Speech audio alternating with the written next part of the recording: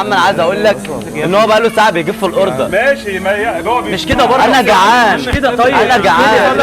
انا جعان يا عم. مش كده ما تضربوش يا عم. ده ايوه الصغير حسابي ايه يا عم؟ خد فلوسك يا عم. يا عم انا جعان. يا عم رايح اشتري من اي حته. وهو كده اللي هتدبس في الاوردر. خلي بالك هو اللي لا يا عم ما تدفعش برضه. انا خدتها خلاص. يا عم الاوردر بتاعه بكام؟ ب 100 جنيه. خد يا عم 100 جنيه وما تزعلوش ولا تخسر ايه المشكله يا عم في ايه؟ خد يا عم ال 100 جنيه. شايف الناس بتعمل ايه عشان اكلها؟ ايه المشكله؟ يا عم يبقى رايح شغلك بعد كده. مالكش دعوه بنت تتكلم. يبقى رايح شغلك بعد كده. بس مالكش دعوه بيه بقى. مالكش دعوه بيه خلاص. انت مالكش في ايه؟ ده راجل شغال ارزاقي عيب. بتمثل ليه؟ لا ما تعيطش. بس يا اخي بس يا اخي اعتبرها من الغالي يا بقول لك ده راجل شغال وارزاقي وبلاش كلام كتير عشان غلط. غلط. ماسك عليه زل ايه؟ ما انت عمال تعمله كده ليه؟ يا عم ما ينفعش اللي بيحصل ده. بيحصل ايه؟ يا ترضي له على الاصول والرجوله ترضيه. يا عم ما ينفعش لا ينفع يا صعيد. لا يا عم. واعمل اللي انت عايزه ولا تعمل اللي انت عايزه. بقول لك اه صح. احلى مسا عليك.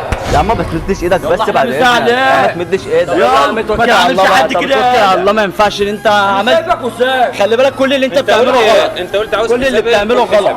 هديك حسابها يا عم. خد يا عم دي حسابه حسابه فلوس ايه؟ اللي انت تجرح عايز خد يا عم هو بس يا عم انا عايز اقول لك حاجه يا عم. عايز اقول لك حاجه يا عم كده. عايز اقول لك كل دي اصلا كانت تجربه انسانيه. بس هو اللي هو اصلا معانا في فريق العمل. بص هزار. تستنى. كسرت نفسي يا اخي